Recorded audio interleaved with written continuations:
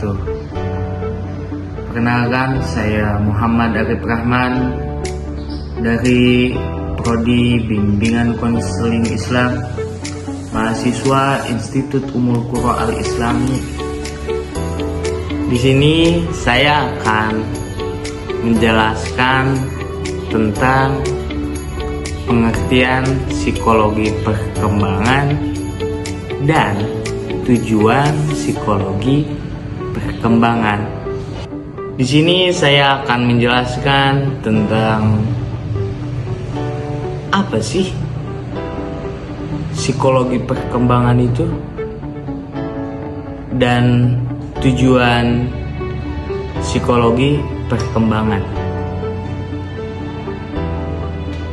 Yang pertama, saya akan menjelaskan tentang psikologi perkembangan terlebih dahulu.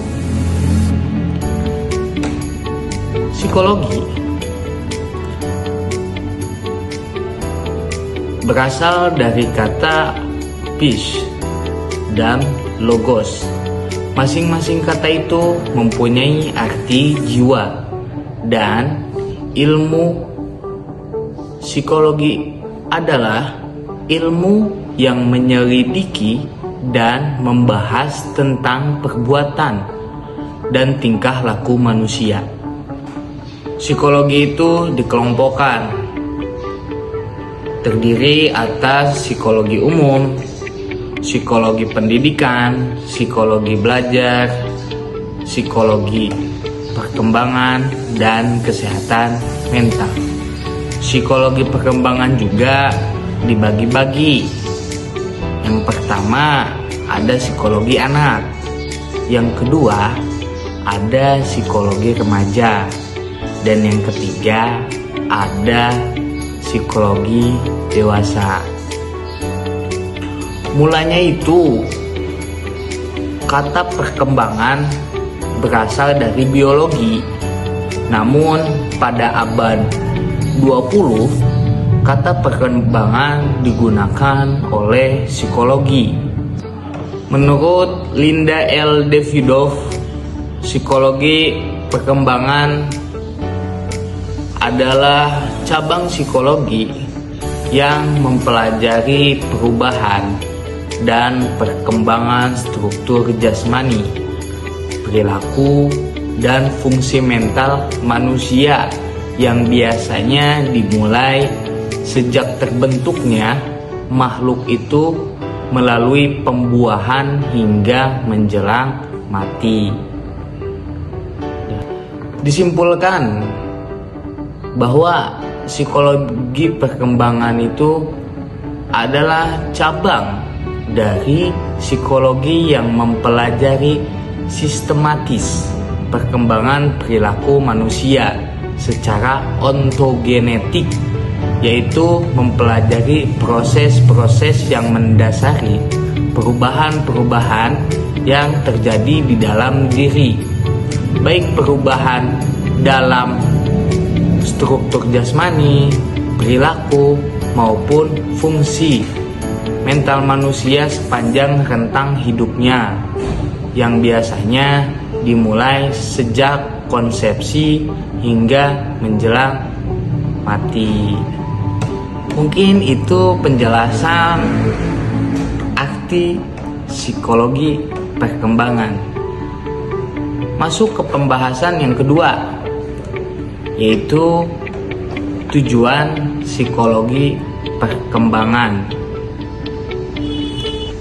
Tujuan psikologi perkembangan itu ada 4. Yang pertama, dapat menghadapi anak didik dengan benar dalam membantu tingkah laku yang benar. Guru yang mempelajari psikologi perkembangan menyadari bahwa anak yang dihadapinya adalah sedang dalam proses perkembangan. Contohnya itu, wajar anak-anak melakukan kesalahan dalam tingkah laku si anak dan kurang kemampuannya. Jadi guru itu untuk membentuk tingkah laku seorang anak harus benar dalam mendidiknya. Contohnya itu dengan kelemah lembutan, nggak boleh dikasarin, karena ketika anak dikasarin itu dia akan takut, mentalnya sakit. Lebih baik sabar, pengertian, dan perhatian. Yang kedua, tujuannya dapat terhindar dari pemahaman yang salah tentang anak, khususnya tentang keragaman yang mempengaruhi kemampuannya dalam belajar. Ada anak yang cepat dalam berkembang dan ada anak yang lambat dalam berkembang. Contohnya itu ketika melakukan anak di dalam kelas itu tidaklah sama. Kenapa bisa begitu? Karena setiap anak itu mempunyai sikapnya masing-masing. Ada yang pendiam, ada yang sering bercanda, ada yang nggak mood gitu kan. Jadi ini apa, mukanya itu kayak cemberut aja.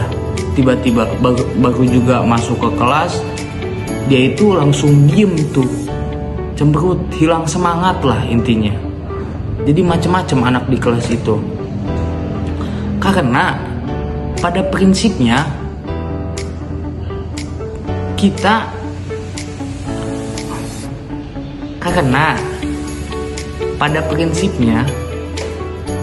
guru itu akan dijumpai dengan 3 kelompok anak. Taraf kemampuannya berbeda, yaitu anak yang berkemampuan tinggi, anak yang berkemampuan sedang, dan anak yang berkemampuan rendah. Jadi guru itu harus sabar. Yang ketiga itu ada memberikan bimbingan kepada peserta didik. Seorang guru harus memainkan peran yang berbeda di sekolah, tidak hanya dalam pelaksanaan pembelajaran, tetapi berperan sebagai pembimbing bagi peserta didik. Yang keempat, mengevaluasi hasil pembelajaran. Guru harus melakukan 2 kegiatan penting saat di dalam kelas. Yang pertama itu mengajar, dan yang kedua itu mengevaluasi. Kegiatan evaluasi membantu dalam mengukur kegiatan evaluasi membantu dalam mengukur hasil belajar siswa. Mungkin itu saja yang dapat saya sampaikan. Kurang lebihnya mohon maaf. Mudah-mudahan bermanfaat untuk yang menonton video ini. Wabillahi taufiq wal hidayah. Wassalamualaikum warahmatullahi wabarakatuh.